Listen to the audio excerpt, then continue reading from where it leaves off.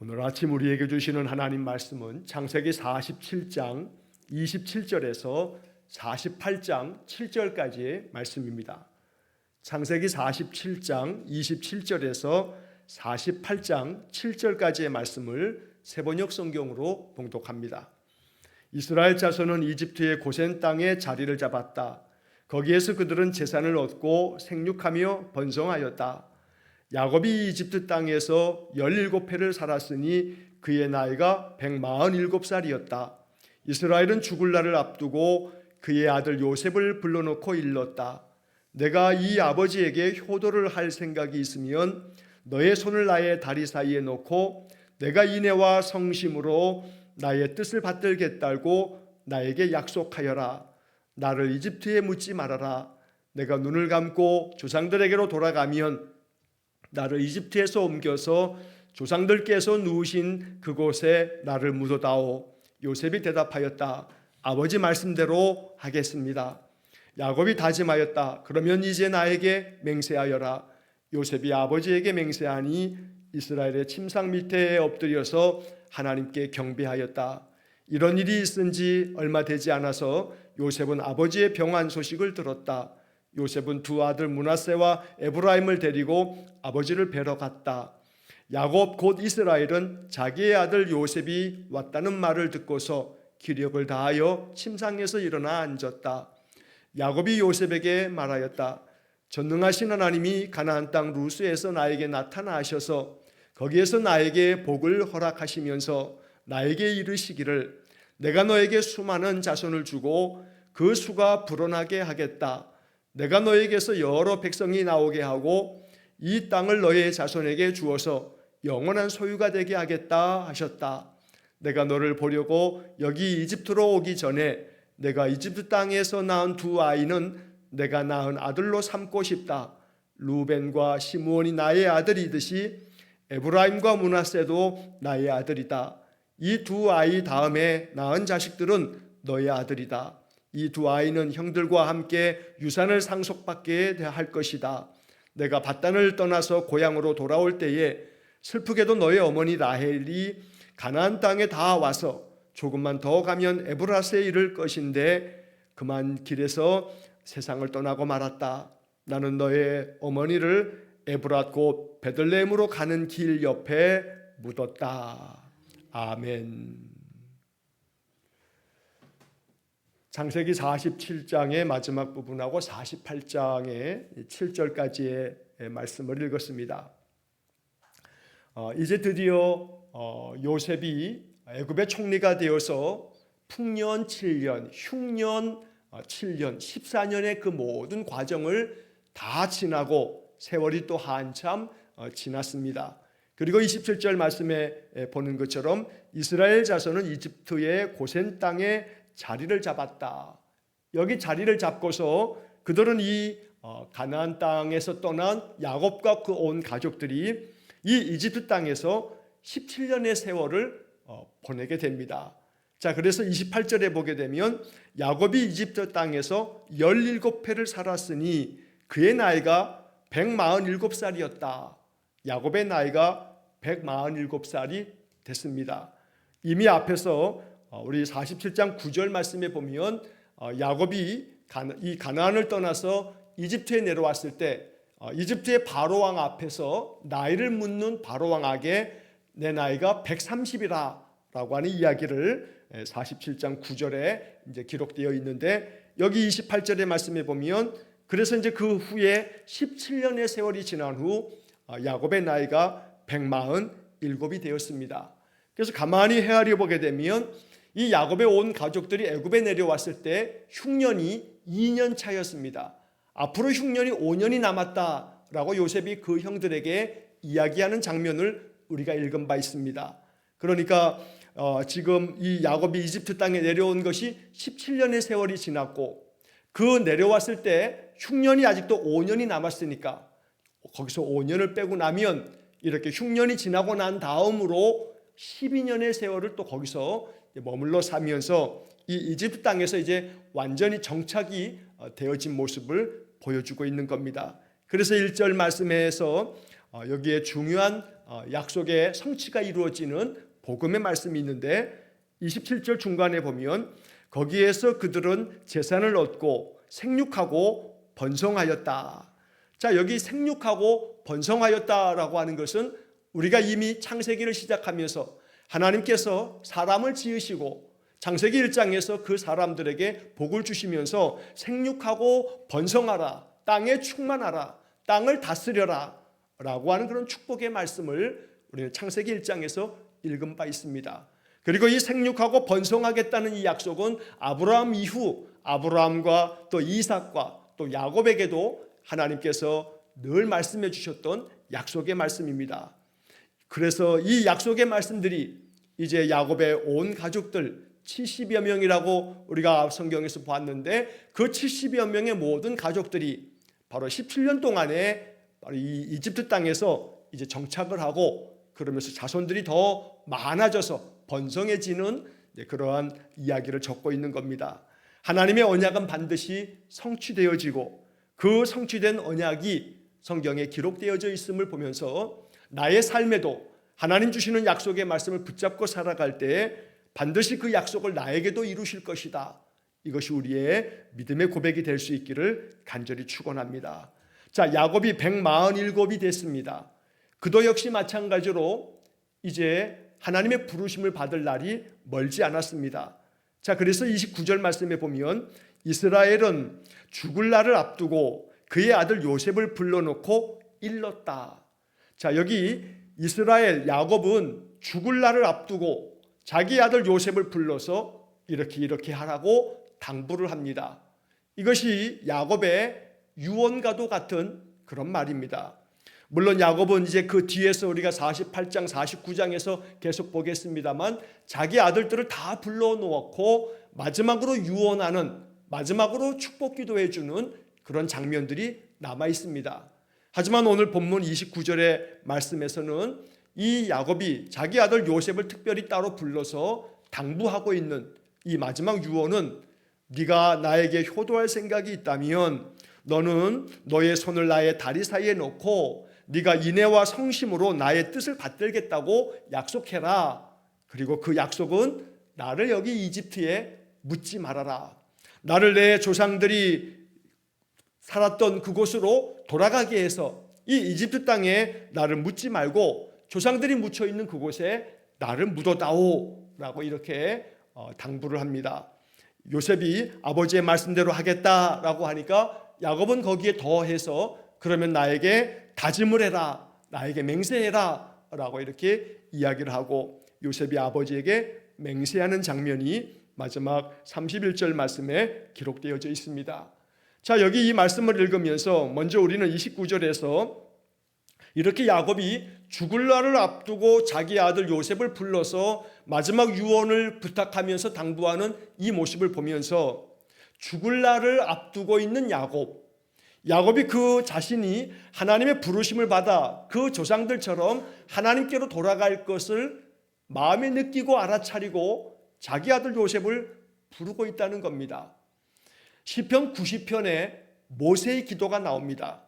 이 시편 90편은 시편에 기록된 모세의 유일한 기도인데 이 모세의 기도 가운데 우리의 날 계수함을 알려달라라고 하는 모세의 기도가 나옵니다. 이 말은 내가 이 땅에서 사는 날을 내가 언제까지 살아갈 수 있는지를 하나님 내가 여기서 살아갈 수 있는 삶의 날들을 계수할 수 있는, 계산할 수 있는, 헤아릴 수 있는 그런 은혜를 달라라고 모세가 기도하였던 겁니다.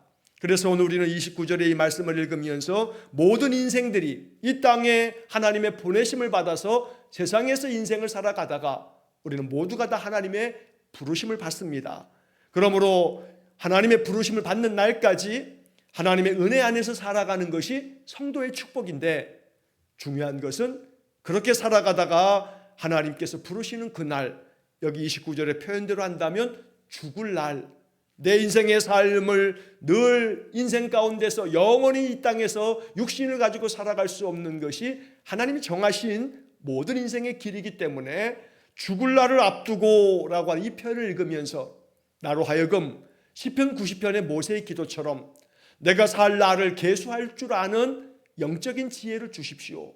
그래서 죽을 날을 앞두게 되어지게 되면 마지막 마무리를 잘 감당할 수 있는 그러한 은혜를 주십시오. 한마디로 말하면 별세의 복을 주십시오 라고 하는 그런 기도를 우리는 늘 드려야 합니다. 왜냐하면 이 땅에서 우리가 언제까지 어떻게 살아갈지 알 수 있는 이가 아무도 없습니다. 그러므로 하나님께서 죽을 날을 앞두고 야곱이 이렇게 마지막 자신의 삶의 마무리를 하나씩 하나씩 당부하면서 마무리하고 있는 이 야곱의 모습은 우리에게 인생의 삶의 마무리에서 어찌해야 하는가라고 하는 것을 생각하게 해주는 말씀입니다.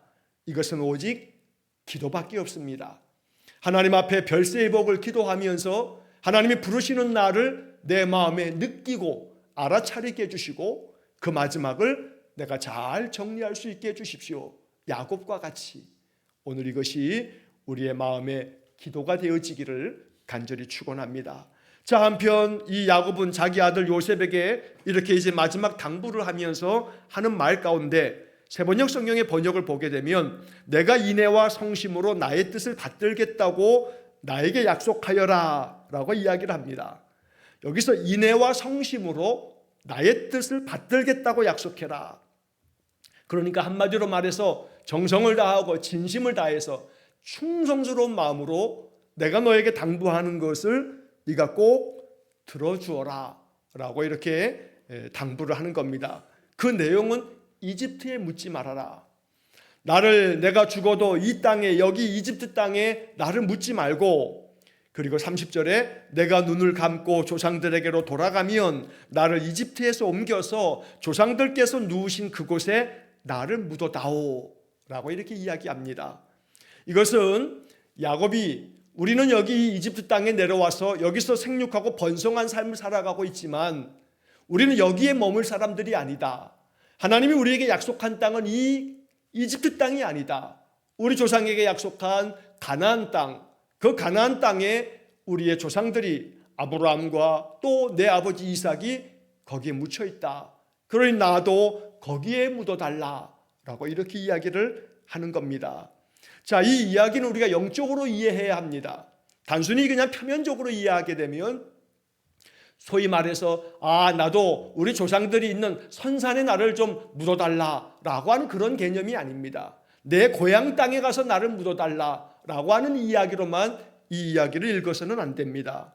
여기서 말하고자 하는 바는 하나님이 우리에게 약속하신 그 약속의 땅 가나안 땅에 나를 묻어달라라고 하는 이 이야기는 야곱이 이제 요셉에게 또 그 모든 자손들에게 우리가 가야 할 본향은 바로 하나님 약속한 땅이다.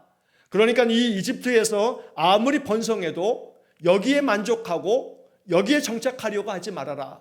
우리는 하나님이 명하시고 하나님이 약속하신 땅으로 가서 살아야 한다. 이 믿음을 우리의 할아버지 아브라함과 내 아버지 이삭과 나뿐만 아니라 너희 자손들도 이어가야 한다라고 믿음을 계승하고 하나님의 약속을 계승하도록 하라는 그런 말씀이 이 속에 담겨져 있는 영적인 의미가 됩니다. 그래서 단순히 내가 죽으면 나의 시신을 이집트에 묻지 말고 나를 가나안 땅에 가서 묻어달라라고 하는 그런 표면적인 이 장례를 어디에다가 나를 이렇게 묻을 건가, 이것이 아니라 결국 하나님의 약속이 계속 계승되어지도록 너희들이 그렇게 하라라고 이렇게 야곱이 당부하고 있는 것입니다. 자, 여기서 아름다운 것은 30절 마지막 부분에서 세번역 성경은 이렇게 번역합니다. 아버지 말씀대로 하겠습니다. 아버지 말씀대로, 아버지께서 당부하신 대로 내가 그대로 하겠습니다 라고 요셉이 이야기를 합니다.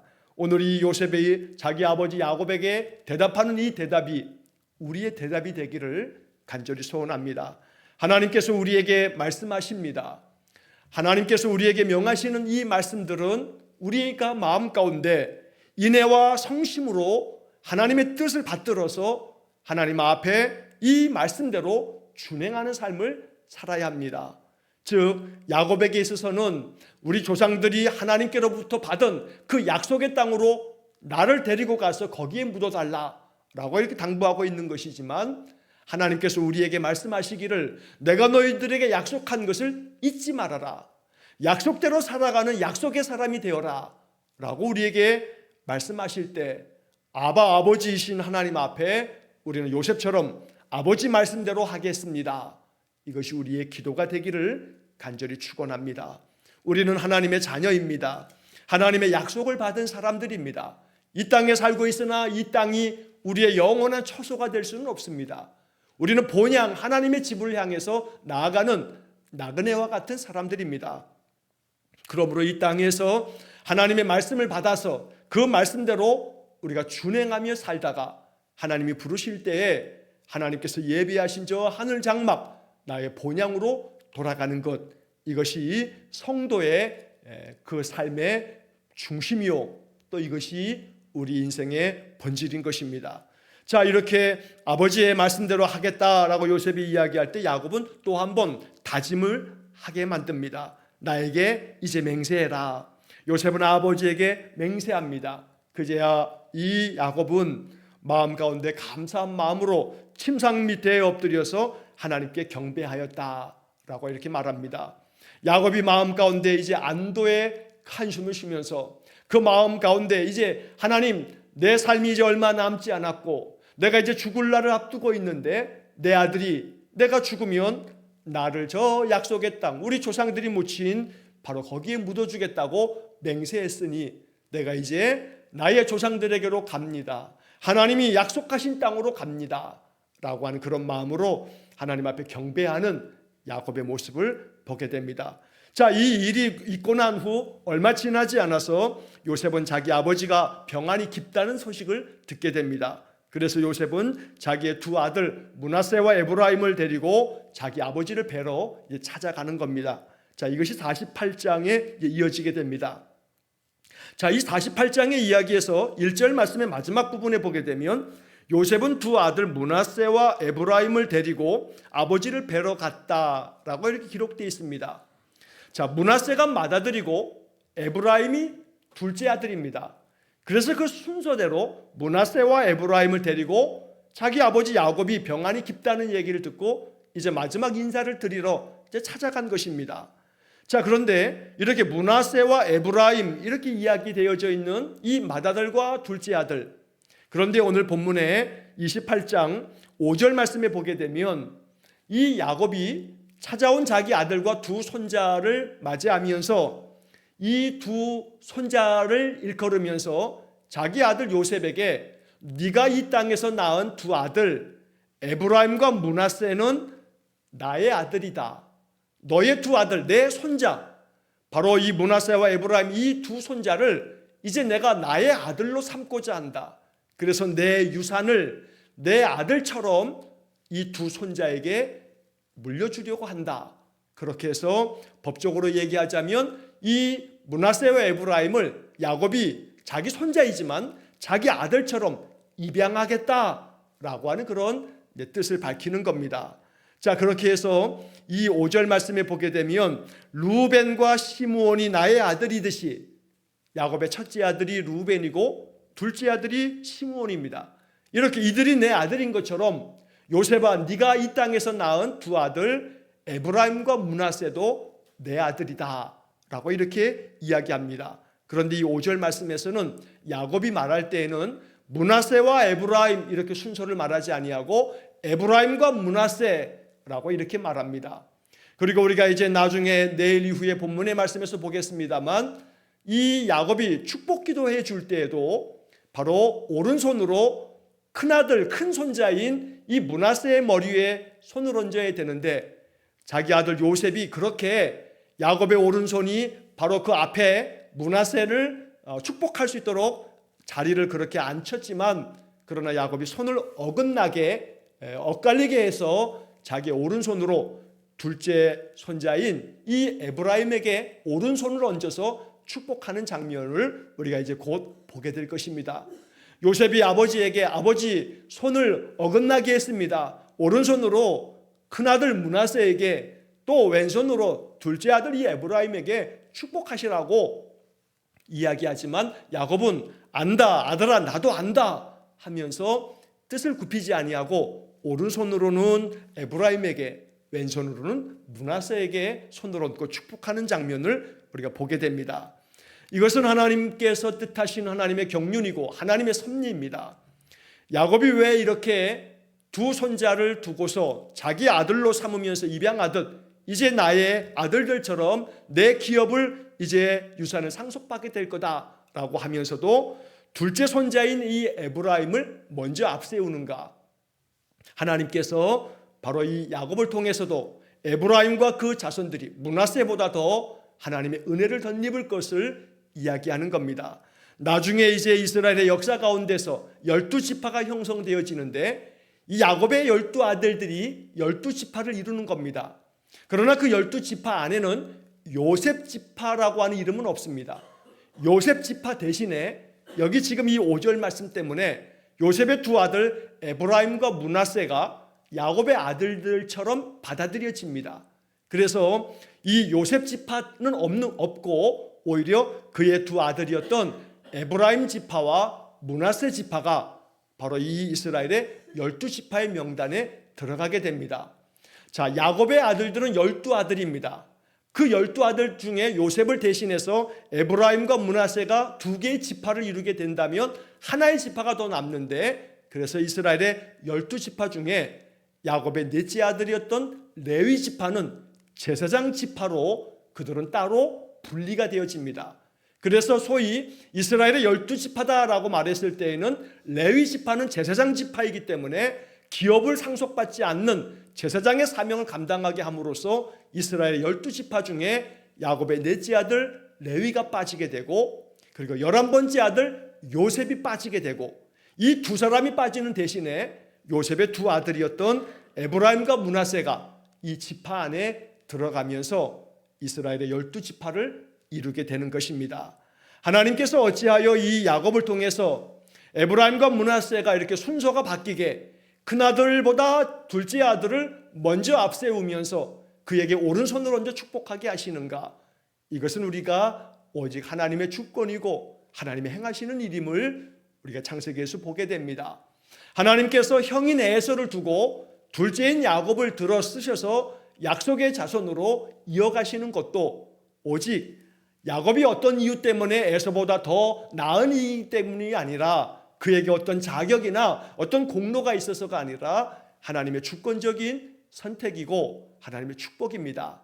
다만 한 가지, 이러한 말씀 속에서 우리가 묵상할 수 있는 신약의 말씀으로서의 해석이라면, 큰 자가 되고자 하는 자는 작은 자가 되고 작은 자가 더 큰 자가 되어서 우리가 언제나 먼저 된 자는 나중되고 나중된 자는 먼저 된다라고 하는 그런 신약의 말씀을 우리 겸손한 마음으로 이런 말씀을 볼 때에 여기에 담겨지는 영적인 의미가 아닐까 이렇게 묵상하게 되는 것입니다.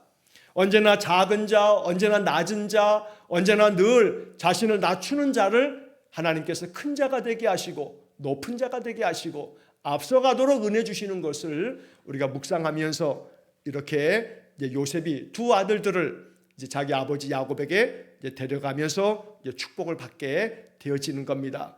자, 오늘 이 48장의 이야기에서 이렇게 아들과 손자들이 왔다 하는 이야기를 듣고 야곱이 기력을 다해서 침상에서 일어나 앉았다라고 2절 말씀에 기록합니다. 147살이니 나이가 사실 적지 않습니다. 물론 지금 오늘 우리들이 살고 있는 이 시대의 평균 수명으로 이해하면 안 됩니다.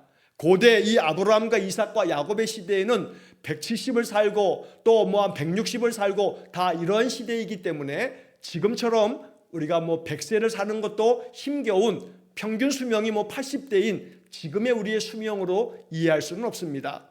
하지만 그럼에도 불구하고 147이 적지 않은 나이다 보니 이 야곱도 기력이 다했다. 그래서 침상에서 일어나 앉았다라고 하는 얘기는 아들과 손자들이 오자 힘을 다해서 기력을 내서 자기 누웠던 그 침상에서 일어나 앉는 겁니다. 그러니까 이 야곱의 지금의 모습은 침상에 육신의 그 연약함으로 병환이 깊음으로 말미암아 침상에 계속 누워 있다가 아들과 손자들이 왔다는 얘기를 듣고 기력을 다해서 힘을 내 가지고 그 침상에서 이렇게 앉았다라고 그 모습을 묘사하고 있는 겁니다. 그러니 이 야곱의 모습을 보면서 우리는 위로를 받고, 어찌 보면 야곱도 이러한 것입니다. 아브라함도 그랬고 이삭도 그랬고 야곱도 마찬가지입니다. 인생의 삶에 그 수를 다하게 되게 되면 기운이 지나요 라고 성경은 말하는데, 이렇게 기력을 다해서 침상에 일어나 앉아야 할 만큼 야곱도 침상에 누워있는 그러한 시간들을 보내야 했다는 겁니다. 하나님께서 인생으로 하여금 그 마지막에는 다 모두가 다 힘이 다 빠지고 많은 병환이 찾아오게 되고, 그러면서 점점 그 육신이 소멸되어지면서 하나님의 부르심을 받는구나, 이것이 야곱의 모습 속에도 이렇게 나타나고 있다는 겁니다. 그러므로 우리들의 마음, 믿음 안에서 이런 말씀을 볼 때, 이렇게 요셉은 아버지의 병환 소식을 들었다라고 하는 48장 1절을 보게 되면, 하나님이 축복했던 사람 야곱도 그 병환을 피할 수가 없더라는 겁니다. 이것이 우리 모든 인생들에게 주어진 그 인생의 길이다라고 하는 것을 우리에게 알려주는 겁니다. 이것이 우리에게 오히려 낙담이 되는 것이 아니라, 야곱도 그랬구나, 이삭도 아브라함도 다 기운이 지나요 이렇게 야곱처럼 병환 가운데 머물다가 하나님의 부르심을 받는구나 라고 하는 것이, 이것이 인생의 모습이구나 라고 하는 것을 깨닫는 그런 말씀이 되기를 간절히 축원합니다. 그럴 때 우리의 마음에 하나님께서 성령으로 우리 마음을 위로해 주셔서 이러한 가운데에도 고통함이 없도록 하나님께서 우리 인생의 삶을 주의 날개 아래 품어주셨다가 잠시 병환 중에 있으나 하나님의 부르심을 곧 받는 그런 영광 가운데 우리가 살아갈 수 있기를 간절히 축원합니다. 세상 사람들이 우스갯말로 말하는 것을 우리가 잘 압니다. 9988 234, 99세까지 팔팔하게 살다가 231을 앓고 사망하는, 이 9988 234, 오죽하면 세상 사람들이 이런 말을 만들 만큼 그러한 소망을 가지고 살아가고 있는데, 하나님께서 아브라함과 또 이삭과 야곱에게 이러한 은혜를 주고 계시는 겁니다. 우리의 삶에도 하나님께서 그런 은혜를 주셔서, 제가 늘 아침마다 기도하는 중에 자주 기도하는 것처럼, 하나님께서 이 땅에서 우리의 생명을 부르시는 그날 아침에도 하나님 앞에 예배할 수 있도록 나의 정신이 맑고 내 영혼이 하나님 앞에 늘 의지하면서, 그렇게 마지막 하나님 부르시는 그날에도 아침에 예배를 드리고, 그리고 난 다음 아침을 잘 드시고 잠시 주무시다가 하나님의 부르심을 받으면 얼마나 영광 되겠습니까? 이것은 우리의 그 어떤 자격이나 공로로 되어짐이 아닙니다. 하나님의 은혜로 됩니다. 이 하나님의 은혜를 날마다 기도하면서 우리 인생을 살아가는 것이 지혜입니다. 자, 3절 4절 말씀에서 야곱이 이제 요셉에게 이렇게 당부하면서 이제 그 찾아온 자기 아들과 손자들에게 마지막 당부의 이야기를 하면서 말을 합니다. 전능하신 하나님이 가나안 땅 루스에서 나에게 나타나셔서 거기에서 나에게 복을 허락하시면서 나에게 이르시기를, 내가 너에게 수많은 자손을 주고 그 수가 불어나게 하겠다. 내가 너에게서 여러 백성이 나오게 하고 이 땅을 너의 자손에게 주어서 영원한 소유가 되게 하겠다 하셨다. 자, 이 말은 이 야곱이 마지막으로 찾아온 그 아들 요셉에게, 두 손자에게 지나간 자기의 삶의 이야기를 들려주는 겁니다. 쉽게 말하면 야곱의 간증입니다. 자기 아들에게 마지막 남겨주는 것이 자기의 신앙 간증입니다. 하나님이 그 옛날 가나안 땅 루스에서 나에게 나타나셨다. 이 루스는 야곱이 자기의 집을 떠나서 외삼촌 집으로 도망칠 때 바로 돌을 가지고 베개하였던, 거기서 사닥다리 환상을 보았던, 하나님의 음성을 들었던 그 땅이 바로 루스입니다.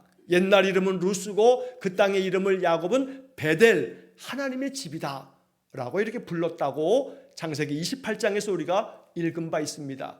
그러니까 이 야곱은 그 옛날 하나님께서 나를 그 베델, 루스라고 하는 그 땅에서 나에게 나타나셔서 나에게 축복해 주셨다.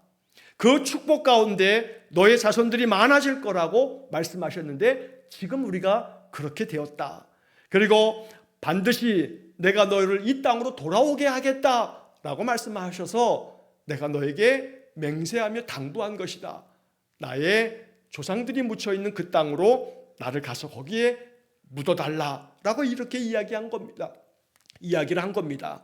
자, 그래서 이 야곱은 자기 아들 요셉과 두 손자에게 하나님께서 이제 많은 백성들이 나오게 될 텐데 그 백성들을 이 땅 가나안 땅에 너희 자손들이 살게 하겠다. 너희들을 이 땅의 영원한 소유로 너희들이 이 땅을 차지하게 하겠다라고 이렇게 하나님께서 나에게 말씀해 주셨다. 자, 이 말은 야곱이 요셉에게 다시 한번 당부하고 있는 겁니다. 너희들이 이 땅에서 생육하고 번성하지만 여기서 정착하고 여기서 계속 살 생각을 하지 말아라.